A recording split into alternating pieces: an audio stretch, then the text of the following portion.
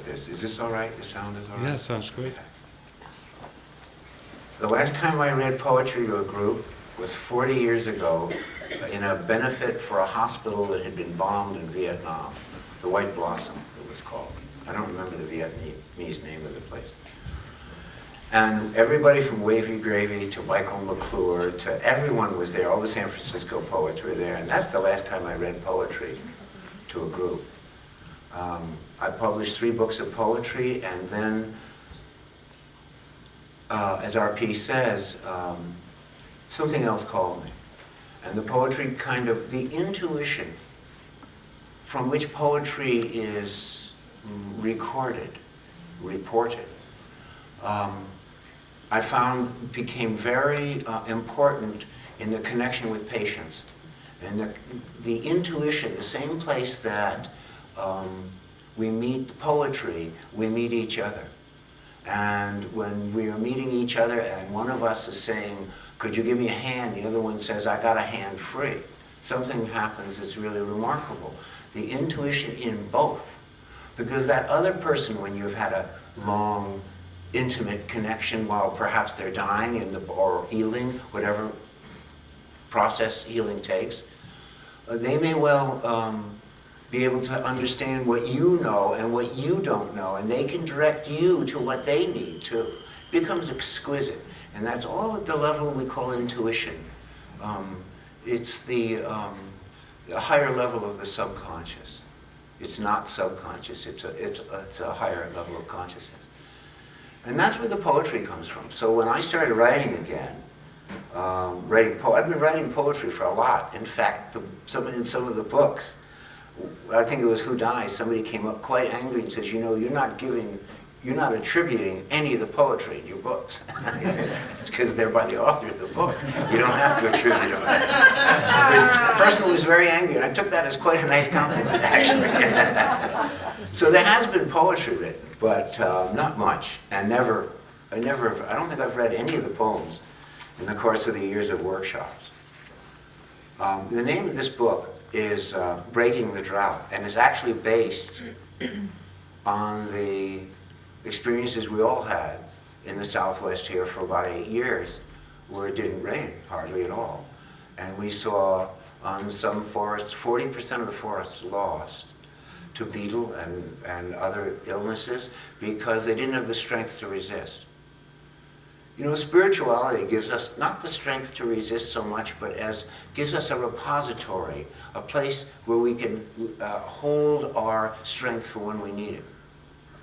It gives us a reservoir of connection with the place inside of us that is not threatened by death, but is not in a need to control other people, but really is a place where we are in wonderment of ourselves. Who is this? Who am I is the great question. Who am I may be the most important question we ever ask. And when we stop asking it, we know something's gone amiss.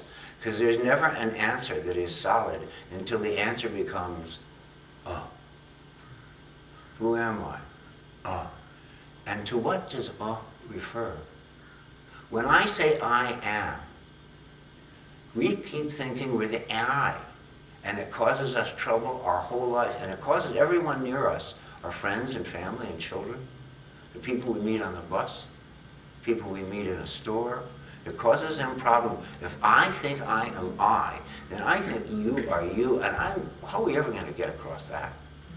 We're going to pretend to get across it, which again gives a part of our strength away. We find ourselves so weak that there's no place to go. People do not get drawn to spirituality mostly because they love God or they love Dharma. They get drawn to it because our backs are against the wall. We've found we don't have connection with our intuition anymore. We find that sometimes only poetry will touch the place, the subconscious inside of us, and bring intuition to the surface. And in intuition, we can answer the question, who am I? And what should I do with this pain that I'm embarrassed to show? So poetry has a quality of healing in it. We're connected with a fellow by the name of John Fox. Some of you who have been at our workshops in the past, he was the guy that used to take off his leg and pass it around the group. He's an extraordinary guy. He's had a false leg for many, many, many years. And he really broke through a lot. And in breaking through a lot, he started a group called Medicine Poetry that is being taught all over the country. There's a whole group of energy that's coming about saying, you know, this stuff is drawn from the subconscious, it's drawn from the intuition. Maybe you can lead people who hear it back into that place.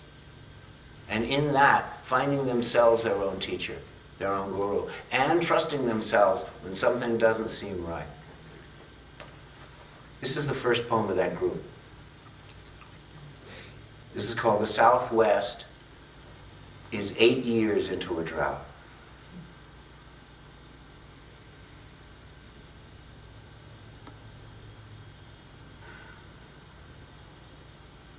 Droughts can make you superstitious, change the way you pray and to whom.